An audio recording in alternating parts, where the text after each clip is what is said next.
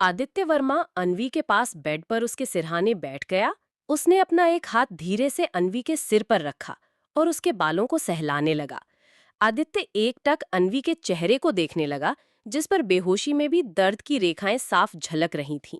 आदित्य ने आंखें बंद की और 4 महीने पहले का वो दिन याद करने लगा, जब उसने अन्वी को पहली बार देखा था।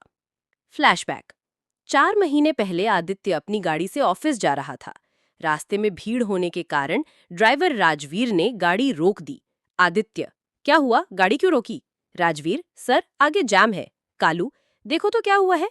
कालू गाड़ी से बाहर निकला और देखा कि एक बुजुर्ग महिला सड़क पर घायल पड़ी है, पर कोई उसकी मदद नहीं कर रहा।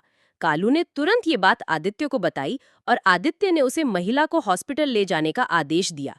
चूंकि आदित्य उस दिन गार्ड्स के बिना था, इसलिए कालू ने महिला को गाड़ी की पिछली सीट पर बैठाया और राजवीर ने गाड़ी को हॉस्पिटल की ओर मोड़ दिया। कुछ समय बाद गाड़ी सिटी हॉस्पिटल पहुंची।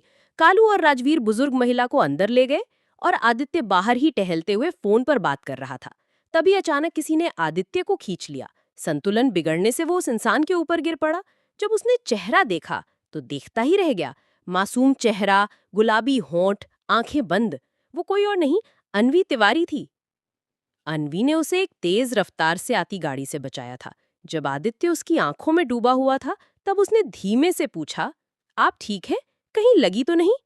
उसकी आवाज इतनी मीठी थी कि आदित्य को जैसे मिश्री घुल गई हो।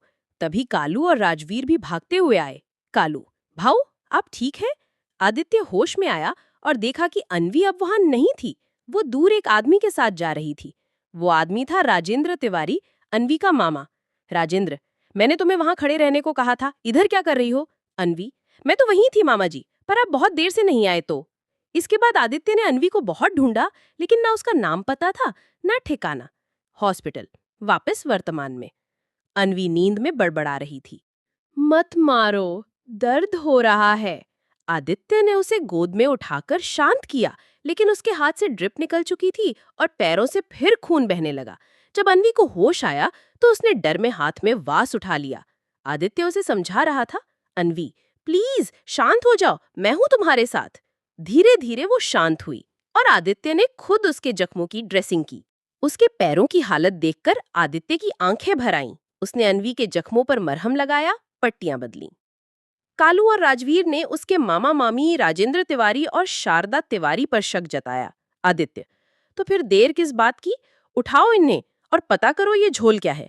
उसी समय ऊपर से अन्वी की चीख सुनाई दी। आदित्य दौड़कर ऊपर गया। अन्वी ने फिर ड्रिप निकाल दी थी। हाथ से खून बह रहा था।